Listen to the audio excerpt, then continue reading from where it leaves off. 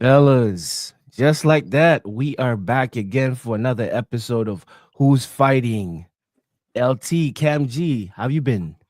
How's Good, everything? good, Well, good. Just Oh got yeah, back to the crib last night. yes. You know, successful last holiday episode. travels. Last Successful episode was at holiday. was at Straps Dungeon. Now I'm back in my lair. Yeah, I like Awesome. that. The throwback vibes. Yeah, Early for the taking Oh ones you that yeah, have back been to the early first on in the episodes. show. Yeah, early on. nostalgic. Do you guys have a good family time? Thanksgiving.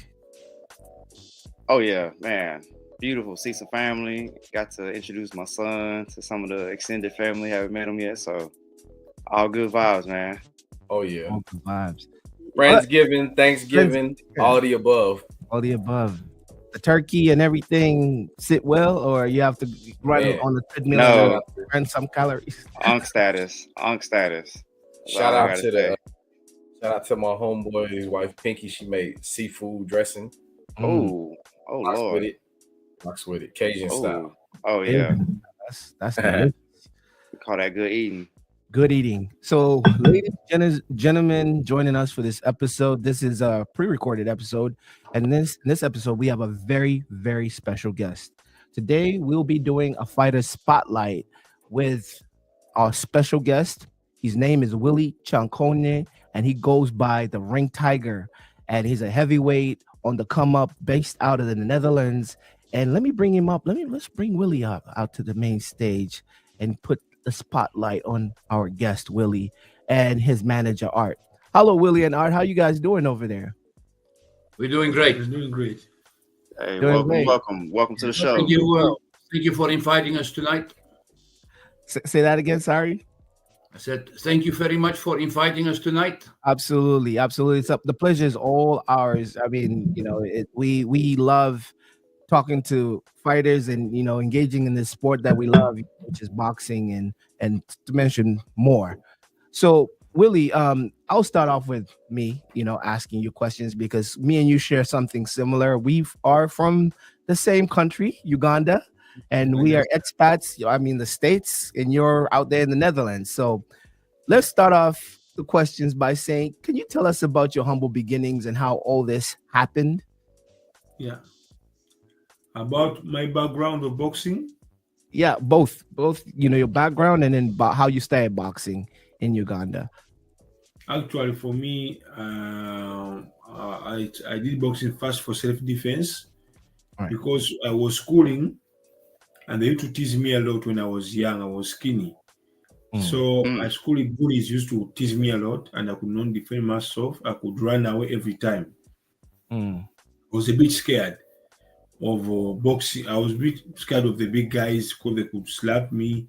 You know how bullies are at school in Uganda. Someone comes, takes your food, he beats you on the head. So I was scared of that.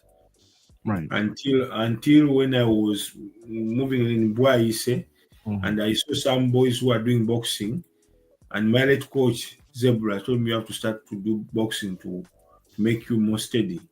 So that's when I started to do boxing. But in doing boxing, I didn't train to do fights. No, I just trained like a normal person for self-defense. Right. To also to defend myself at school, so that the guys don't tease me anymore. Don't take my stuff don't take my food. Don't beat me up. Yeah. And when I was at school, so after school I used to go back and we train in holidays. We train with my coach Zebra because he could spend a lot of time on someone. Most of the time in a gym. We used to train by Zebra Boxing Club, but my coach could spend like 4 hours on you. You could spend on all boys. You start like at I give you example like at 7, you stop at 10. You could spend like most of the time explaining the same thing until you understand it. So in that, it made me to learn quickly. So in learning, but for me, I didn't want to do fights. I was scared to do fights. I just wanted to do only self-defense. Yeah, I was scared to do fights. I was scared because I could see boys sparring a lot, and I was scared also to do sparring. But for me, I wanted to fight, for self-defense, to defend myself. But one time, the boys there at the gym, I used to tell my coach, try to do some sparring. During sparring, I could see nothing special their fighters have than me. Because I see when I beat him, also goes backward. Also, he beats me, I go backward. When I attack him, so my coach could tell me, yeah, well, you can do it. You can even fight with your fighters. You can do one fight. Yeah. So that's how he inspired me to do one fight for juniors. And during that fight, I won. So from that day, I didn't step backward. I started to go on every time fighting because I knew I can do it. Yeah. I mean, you mentioned something there. To your Ugandans, you've talked about a legendary person, and I won't let that just pass. You talked about Zebra. Zebra is a legendary coach. Mondo, it was his name, if you knew him. Senyange, and he is one of the reasons some of the talented boxers in the Olympics right now, Commonwealth, are being developed because he started that culture of boxing with the Zebra training that he had, and he's also a legendary. I think he was I don't know if he became a pro fighter, but he was a very good amateur fighter that fought for the country. And unfortunately, in 21 when he passed away. But yeah, it's good that you're bringing his name and making him proud because he is a national legend in the country of Uganda and what he means to boxing and the development of young talent on the grassroots level. Fellas, do you have any questions to lead up for Willie?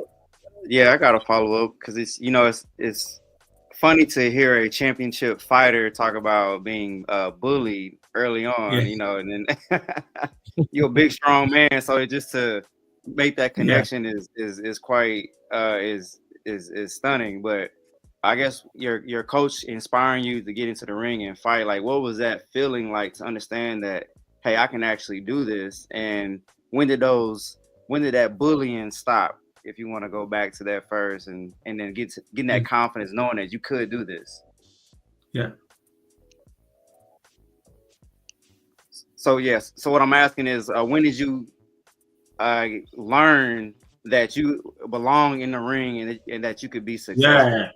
Actually, when I learned that I belong in the ring, not for only self-defense, when I started to spar with fighters, that time we are there's in Uganda there's juniors, there's novice, there's intermediate, and there's open. Those are the national materials.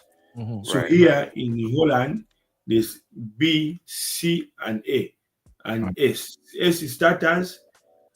C, those are about beginners, and B, those are about to get more experience, and A, those are the top ones. So for me, when I started to spar with those guys, the big class, I could see nothing different they have than me. And my coach could tell me that time I was middleweight. He told me, no, keep fighting, keep boxing, keep fighting. Then I knew, I have that strong heart for fighting. So when they put me in the ring to fight juniors, and I won with a guy from Kobab, Jim called Kobab, and was called Haiti Johnson. So when I went from him, then I knew, no, I belong to boxing. I belong to the ring also. I can do the ring also. That's when I believed myself. And match as well also it made me to believe myself because my coach could comfort you, could always guide you, could always empower you. Even if you're doing wrong, he's a man who could spend all hours. He can come in the gym and leaves whatever he's doing and he focuses on all the boys and he talks. He can put the gloves down, move the gloves. He starts to talk. And it was the coach who can say, okay, now I want light sparring. Don't hit each other. He's the man who could put you with someone who's 40 kilograms. He could put a heavyweight by someone, and they say, okay, you spar with a small heavyweight, spar with a 40 kilograms. We want to see your brain. They say, don't hit each other, don't hit him, but try to move to get speed. So he knocked me out of stuff. Because my career, I didn't do sparring with most of the heavy guys. No, he could put with someone who's 40 kilograms, but he wants to see if you have knowledge. You can use knowledge to fight that person.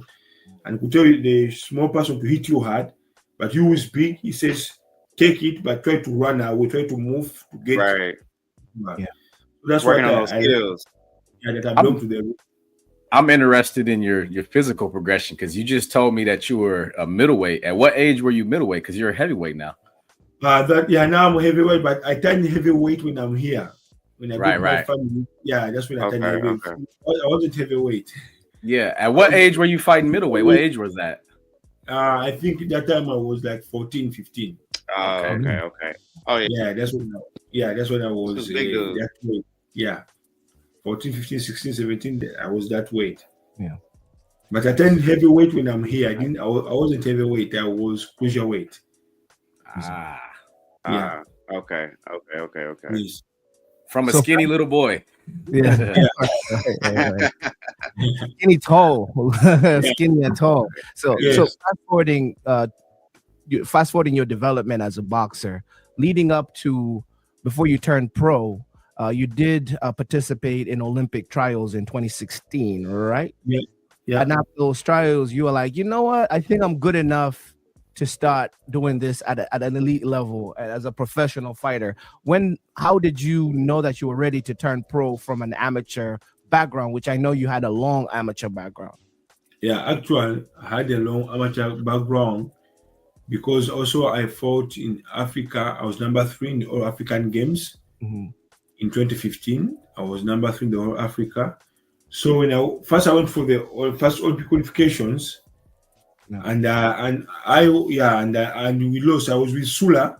Sula. Yeah, with Sula Segawa, who's now in the WBC America. He was a WBC belt for USA. Who's now fighting USA. We have an interview with him, so great. Yeah, so I was with him. So but as you know, Uganda, how they do. That people can put you in a camp, they don't give you anything. Right. But they expect you to produce good things. Absolutely. Because that time they put us in a camp, but if I'm honest to you, they don't bring the food in time. Mm-hmm. You don't eat in time, you don't drink in time, you don't sleep good. Because for me, when we went for Olympic qualification, we slept at the when I went for before Olympic qualification. I'll give you a small story backward. Do you know that when I went for the All African Games, I slept on the airport of Morocco? Wow. Because they didn't pay everything. The officials take the money by themselves. The money is there, but the officials, the president of the boxing and those guys, they take the money they use the money by themselves. And you cannot stand out and you speak. When you speak, you're a bad person. Either they can put a case on you, they imprison you, or they can do something stupid on you. So you just have to keep quiet, because we slept on the airport of Morocco, and when we reached there in Morocco, Casablanca, in the hotel, we didn't have food. We had to wait for the man for us to buy food. But how can you expect me to fight? Even if I have the heart of fighting to bring a goal, I cannot bring the goal, because all that stress. We slept on the hotel. We entered inside. But also entered inside, they didn't pay the hotels. They said they're waiting for the money for the hotels. So we are there waiting. Again, they refused to give us food in Morocco. Yeah. They said, no, you have to first pay. Wow. Then after they paying for me, my name wasn't put there. So it was a lot of vugo. And now I go to Olympic qualifications. Olympic qualifications, they raised the money, but the officials took all the money. And they gave us very little money to use there. When we reached there in Cameroon, it was in Cameroon, Yaoundé. They didn't pay the hotels. They didn't pay food for us. But at first we slept, me and Sula, we slept in the same bed. And also other two boxers slept on the same bed in the same room. But when you see other countries that sleeping, everyone is sleeping in his room, everyone is on gamer point. So all that was torturing the brain. Right. When we reached to fight, I had to fight that evening. Then I didn't eat because they didn't pay the food. They didn't pay the food. I went there for fight. I just lost the fight from a guy from Ghana. Sula fought beat all the guys. Then because Sula was always the first, his weight. Then for him, he could come and eat. He could buy stuff. Because Sula had a woman from had a rich woman, so could give him some money, So Wow. he had some money, could also give me some money, Yeah. So when him could buy stuff for us, so I say, what do you want? He goes in the supermarket, he buys for you food, he buys everything. So when Sura beat all the guys, from he beat one guy from Algeria, one guy from Morocco, he beat all the countries. What But was when Sula, one guy Sula right? bite him, yeah, Sura beat one guy bite him here. Oh, Yeah, but you see, as you know, because also it was organized in Morocco, so they want to also their boy when it was finals. right. When Sura was fighting, they have to choose one person who has to go for Olympics. They took that guy from Morocco. They refused to take Sura. Yeah. Mm. But Sura beat him. Was Sula But ranked in They Africa? put a lot of propaganda. Yeah. So Yeah, Sula so was we faced a lot highly of ranked. challenges. Yeah, Was Sula highly ranked as a fighter back then in Uganda when he was still in Uganda before he pivoted here? yeah. Sura was high ranked. If I'm honest, Sura was one of the best boxers also at that region because we used to train also in KBC with him. But him was doing good, he was really good. He was fighting good. Sura was one of the best also boxers at that time in Uganda because when Sura turned pro, but was fighting both pro and amateur. Okay. For me, I was fighting also World Series and some pro sometimes. Then also I go back to amateur like that. I was stepping everywhere, Yeah, but Sura we did good. But we are really a bit stressed because they were kicking us out of the hotel. Imagine we went for Olympic qualification, but they were kicking us out of the hotel. After one day, they say your money is over. But when the officials ate all the money, What and year? we came What back- year was this? we came back from the airport, they refused to pick us. Everyone had to look for the hell to go home. It's Sura also who gave me money, which has taken me home. I'm telling you, yeah, Sura who gave me money because we had some money and gave me money to go home. And was this back in 2016? Yeah. 2016. So, Yeah. and that's the same time after you thought about it. You're like, you know what? With this political stuff with the boxing federation, I think I'm gonna put this onto. I'm gonna take this onto myself and turn professional. So when you made that professional turn, were you in Uganda or was it when you had already moved to the Netherlands? Actually, for me, when I was in Uganda, I did some pro fights on Sura's card, on some cards of other boys because the promoter guy that time was there, and one promoter now is in England. One guy also is a referee, used also to be the organizer of fights, was also one of the cabinets for the professional, but now he lives in England. He has children there in England. He went to England to stay there because he has family there. So for me, when I used to fight some pros, but when I reached here in Netherlands, I had to fight Olympic qualifications. They gave another time, second time, because I was the best in Uganda. So they said, "Willy, you have to bring us to represent us in Uganda." So when I was here in Holland, we fought Eindhoven Box Cup. Now, Eindhoven Box Cup was all countries came here just to do how can I say? All countries come to exercise to get more sharp for the Olympic qualifications in Azerbaijan. They were in Azerbaijan that time. The second time, so when I reached here, for me, my coach Zebra called me. My late coach said, "Willy, don't go back.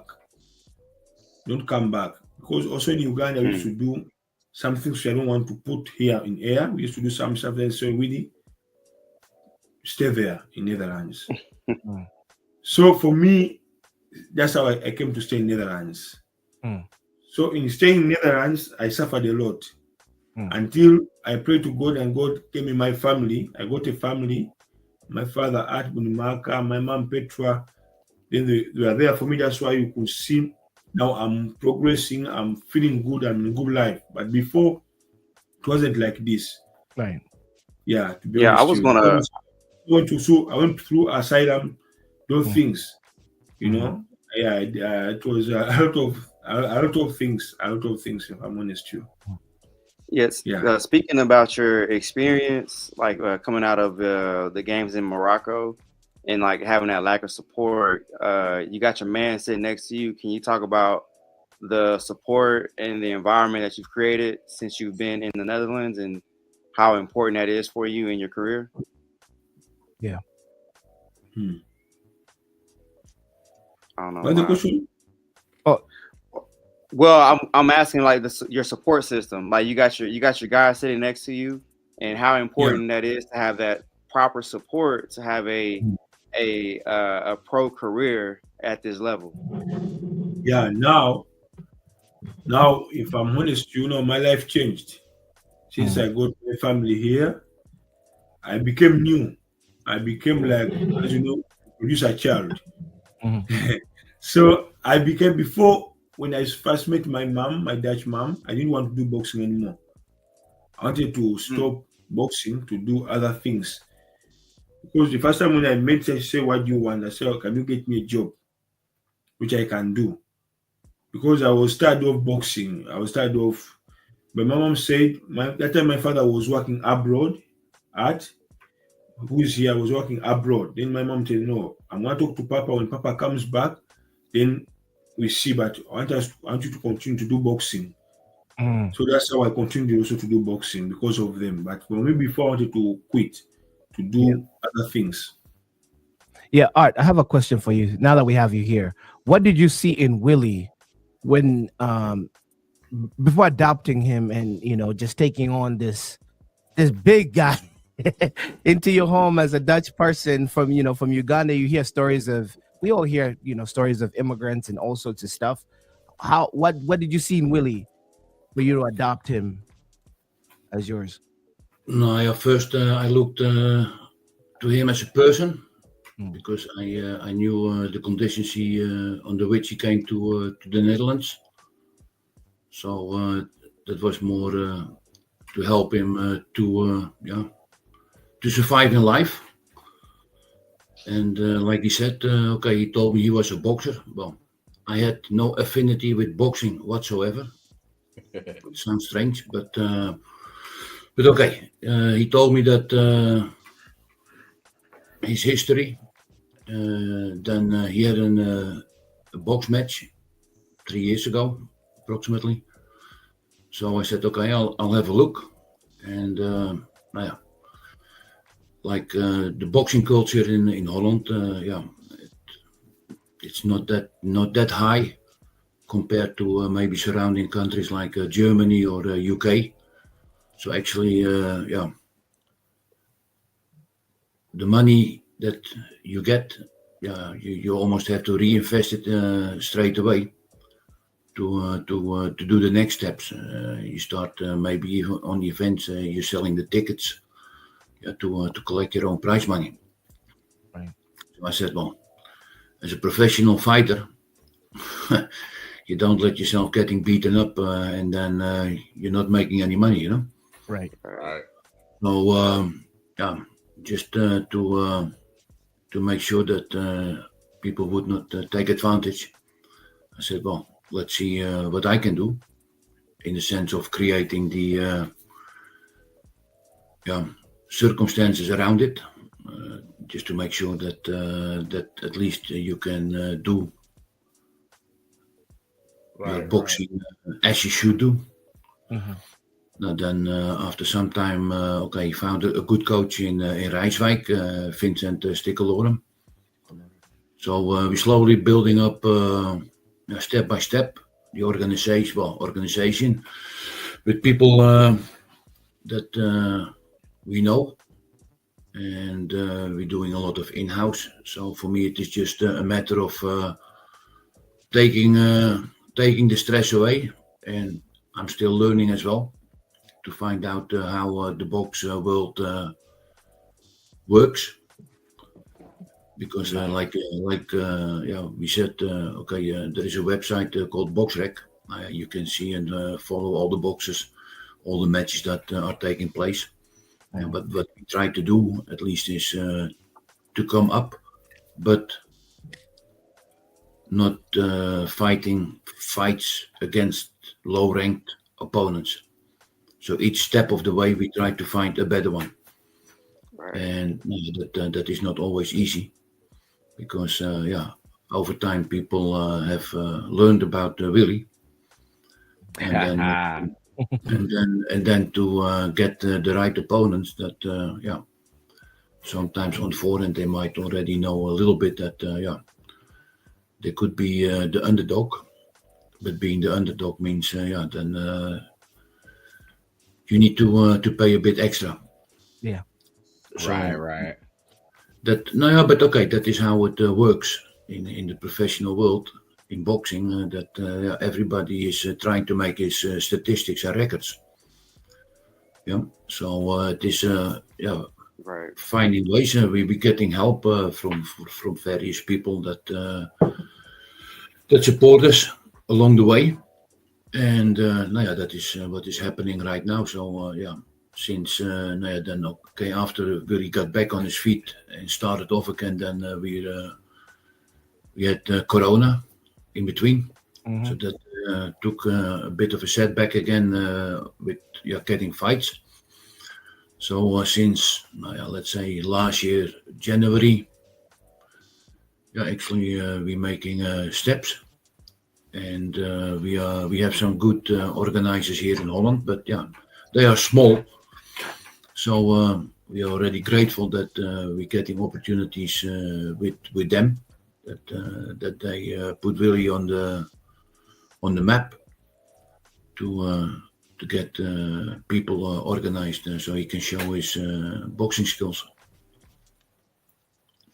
And that is happening right now. We just had a big event last October in Carré. That is a memorial about an old Jewish boxer before the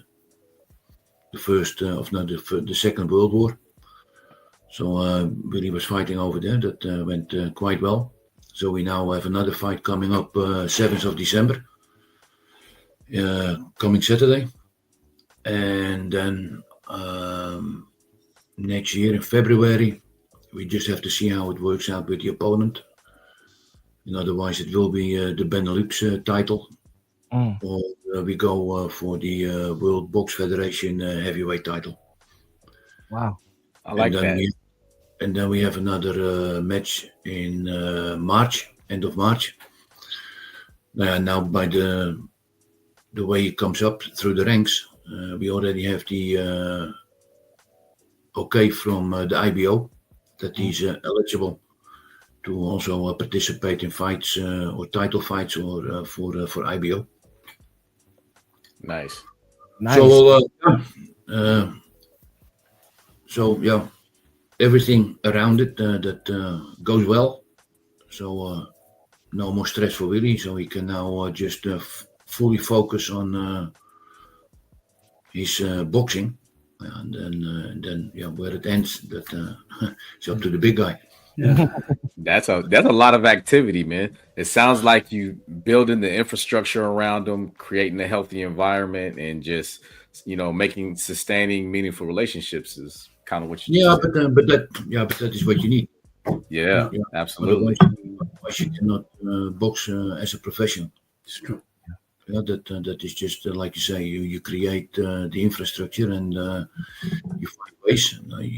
You're in constant discussion with the federations to see what is possible, and to organize it in such a way that in the end that he can do what he likes to do most, because he eats, dreams, sleeps boxing. Very nice. Very nice. So Willy, let's talk. Yeah, we love to hear that. We love to hear that. Willy, let's talk boxing. I saw you win your WBF belt from, I think, Giovanni. I don't want to say his last name wrong. Auriemma, right? Second round, 7th round stoppage. I did watch another fight, and I'm trying to figure out your style. But please, feel free, like the stage is yours. How would you describe your fighting style as a heavyweight? Actually, for me, my fighting style, how I tell you that?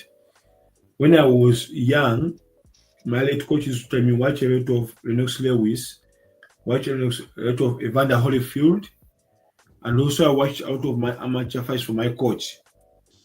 So in those things, I copied out of things. I watched out of Evander Holyfield and Lennox Lewis, plus my late coach Zebra. Mhm. And also what made me to get out of styles, in our gym, we had all weights. Because also those of us sometimes they could come and train there. So we had a lot of weights. Bantamweight, featherweight, lightweight, middleweight, welter, heavyweight. So you could see, and also we had also some tough fighters who are pro, like Somoni Wogele of why he say also was number one in Africa, that time was number one in Africa, has Africa's belt professionally. So you could see seniors, you could watch your seniors when you're young, when you're like junior, you could copy from senior. So that's why I adopted a lot of styles. When I'm gonna fight a short person, I watch fights of Lennox Lewis and Evander Holyfield.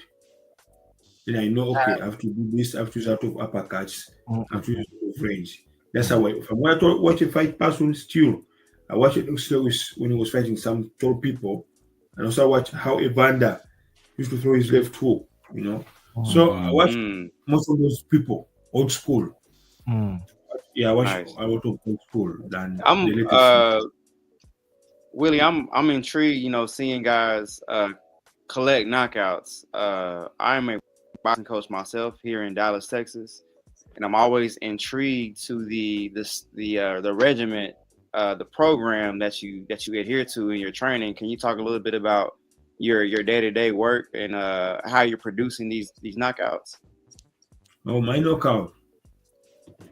Actually, for me, Like what? Yeah. What kind of goes into it? What's your training regimen like to my training? Yeah, my training. I wake up sometime at 4 or 4:30, and I run like 10 kilometers. Not like tomorrow morning, I'm gonna wake up at 5 or 4:30, depends how I set my alarm. Then I run 10 kilometers. After running, I do shadow boxing 4 rounds or 30 minutes rest. Then after that, I go home, I sleep for 3 hours or 4. Then I go to the gym. I do bag training, 12 rounds. 12 rounds, I rest for 30 seconds. Then after that, I do the stomach 400. After doing the stomach, then I finish for the day. Then I go on Tuesday, I'll go for power training in another city. I have a coach who does only power training with me and condition. Then after that, in the evening, I do pad work. Then I come back home. Then on Wednesday, I go for light sparring.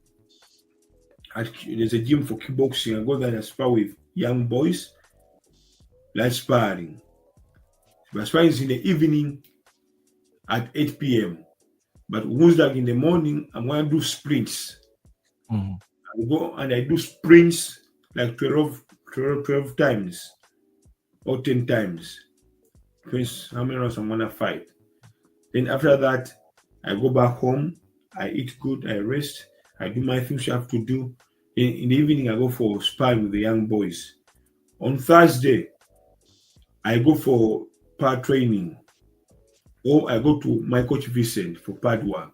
Depends on how my schedule is. On Friday, I go again for sparring. No, for pad work and back training together. I do pad work 10 rounds. I do the back 4 rounds in the morning. Then in the evening, I do sprints. Then on Saturday, I go for sparring with heavy guys, tough guys, boxers. Sometimes I spar with boxers. It depends. So that's how I do. Then I rest on Sunday. Yeah. Yeah, that's right.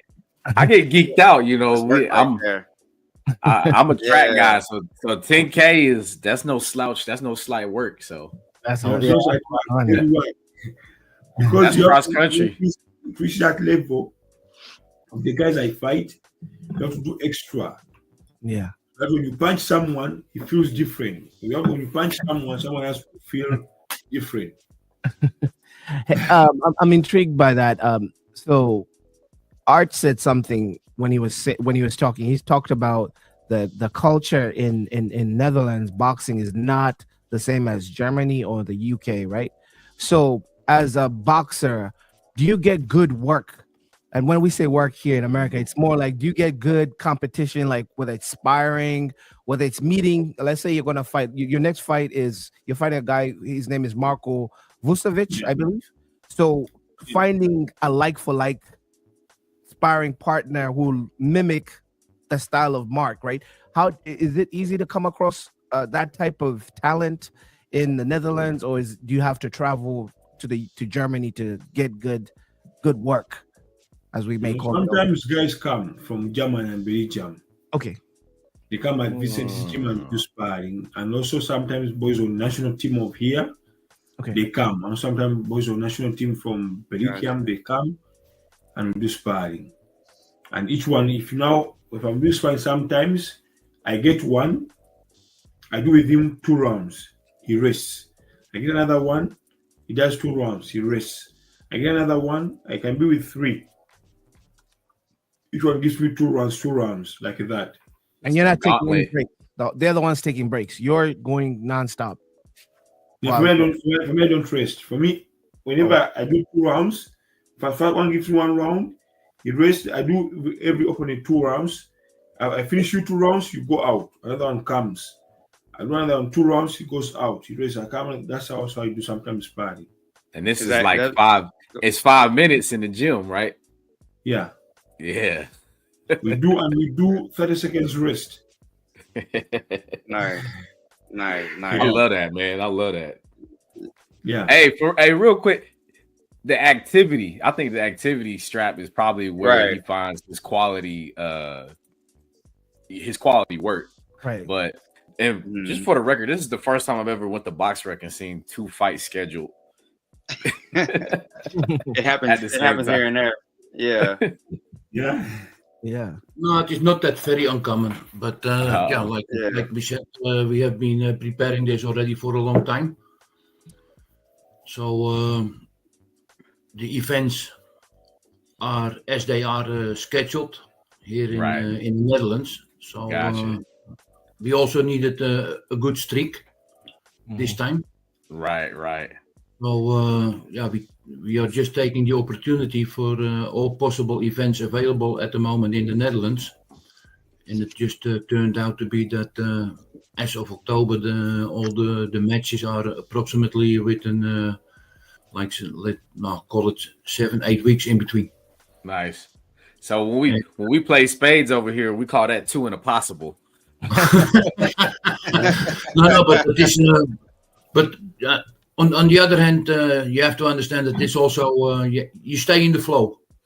Absolutely. Yes. So as from March until October, it has been let's say pretty much the build-up. You lay the foundation for the first match, and then in between you just maintain. And because you don't know how you get out of the fight. Injuries happen easy, Right. so they need time to heal.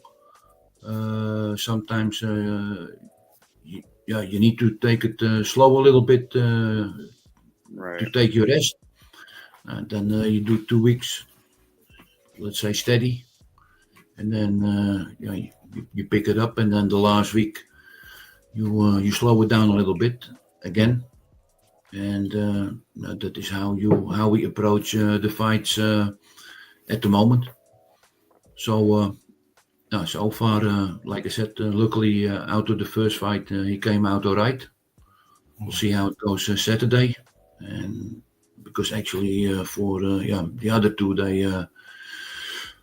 they will be pretty important for Man, I want to apply. Oh, sorry about that. I want to applaud you and your team. Keeping a busy schedule. That some on our show we talk about a lot is fighter activity. And finding that balance between health and giving the fans and the boxing world what they want. So kudos to y'all out here, staying committed to the grind and keeping the activity level high.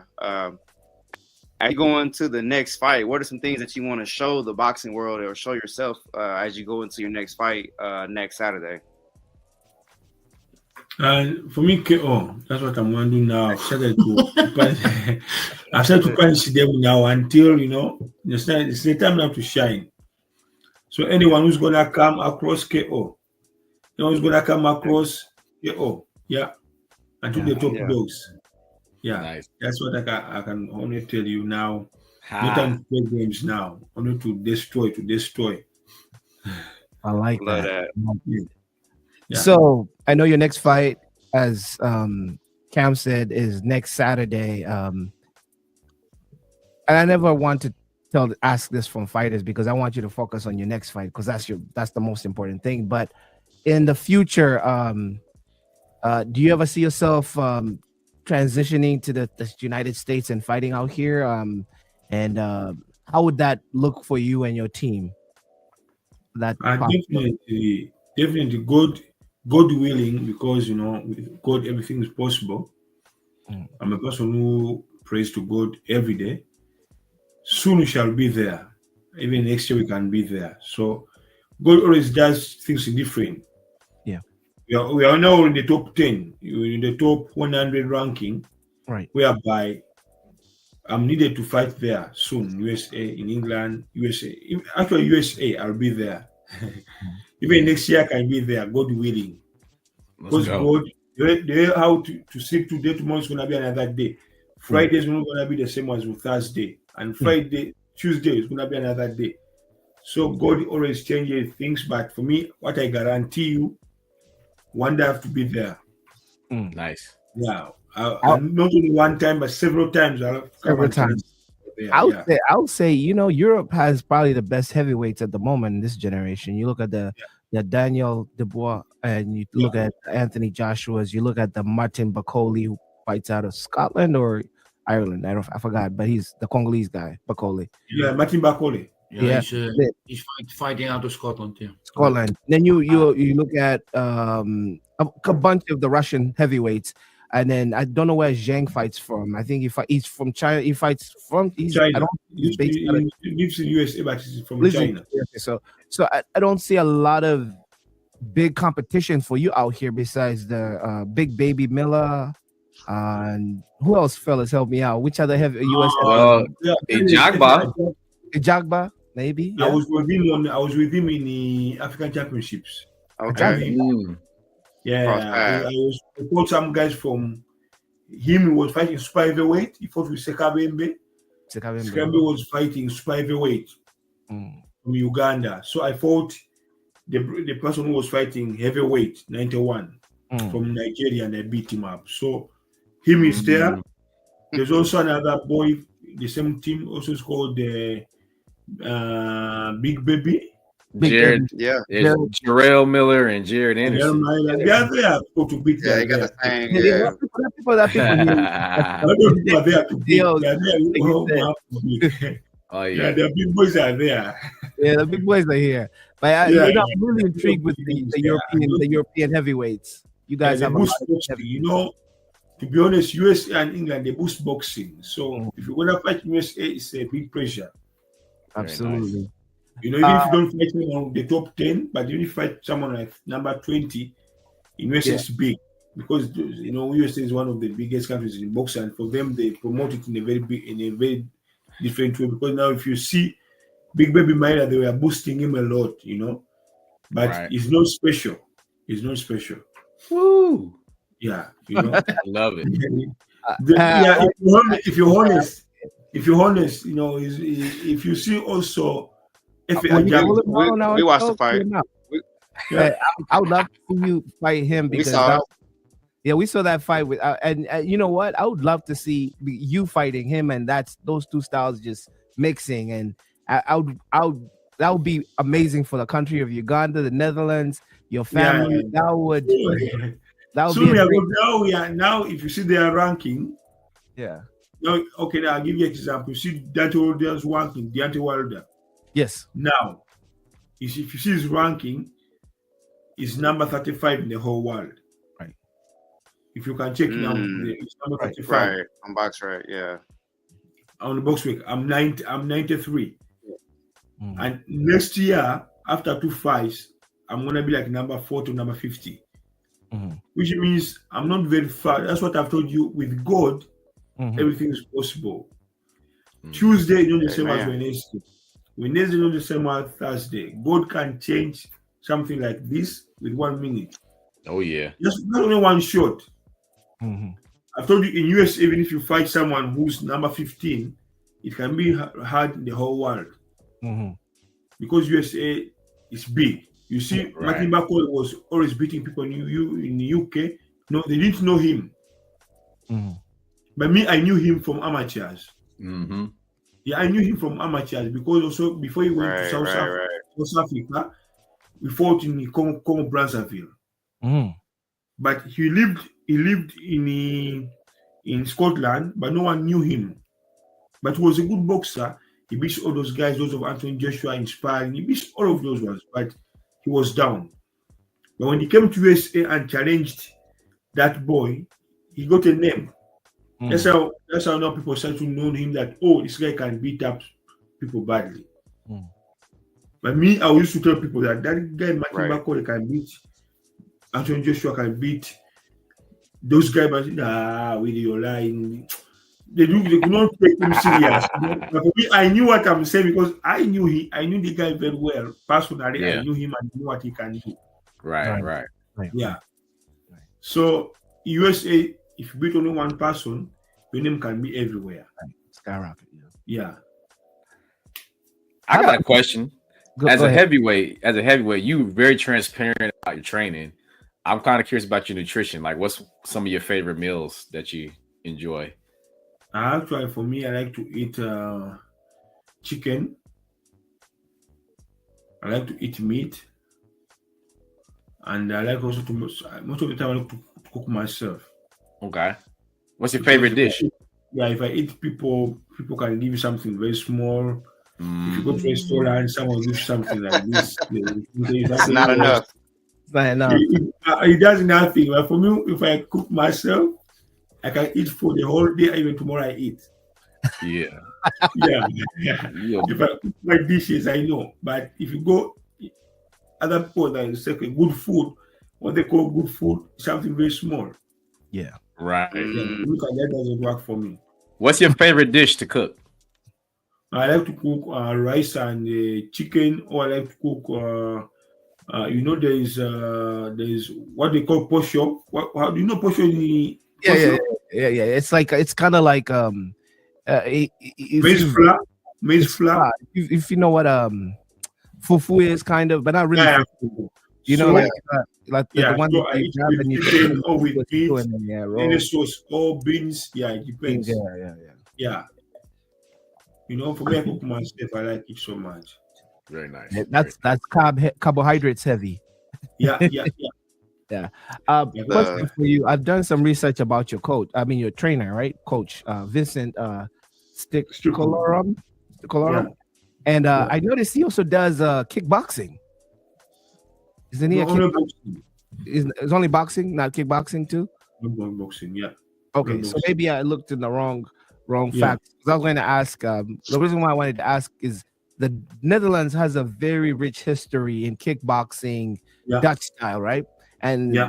they've made a lot of champions from this guy. Like him is called Remy. I forgot Bonjeski, I think. Bonjeski. Yeah. Yep. So I used to watch a lot of A1. Is it called K1 back in the day? Was it? K1. K1, yep. K1. I used to watch a lot of K1 fighting.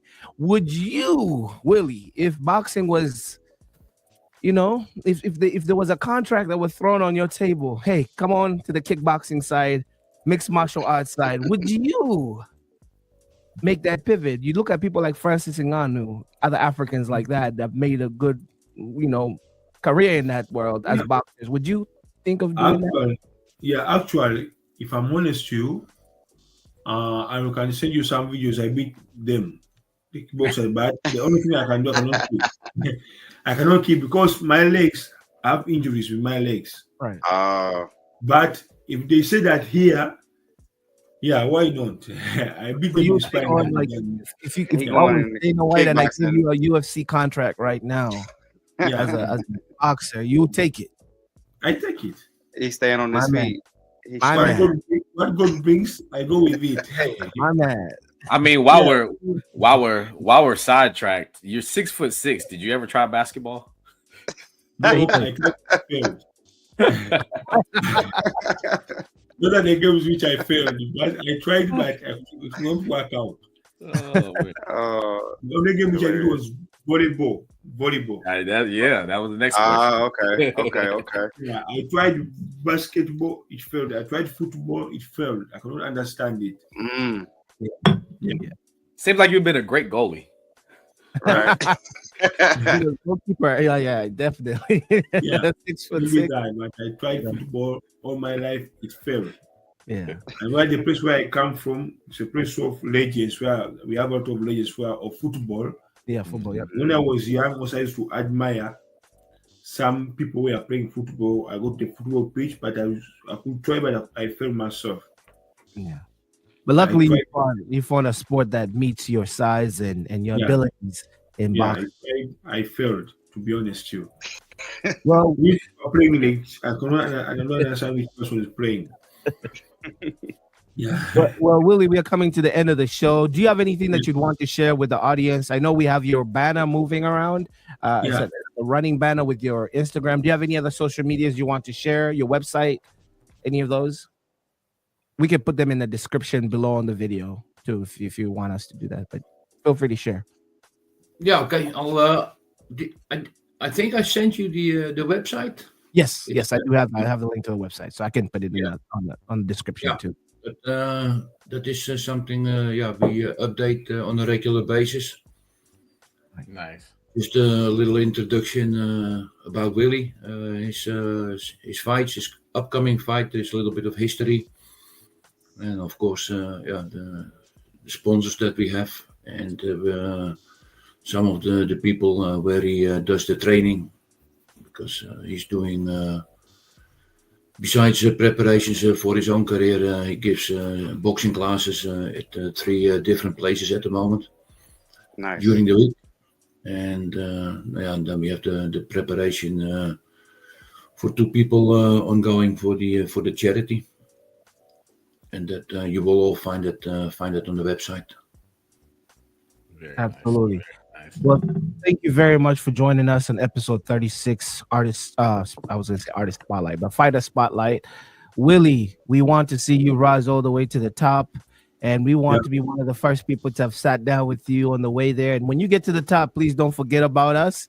We'll be watching every move. Fellas, do you have any closing words to say to Willie and Art before we? Yeah.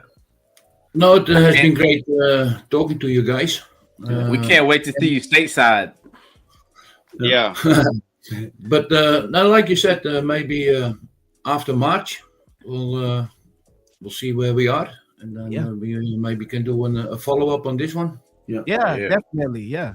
Yes. Definitely. And explain maybe a bit more by that time how the future looks like, because like you said, we would like to come over to the States. Yeah. But it also depends on getting noticed.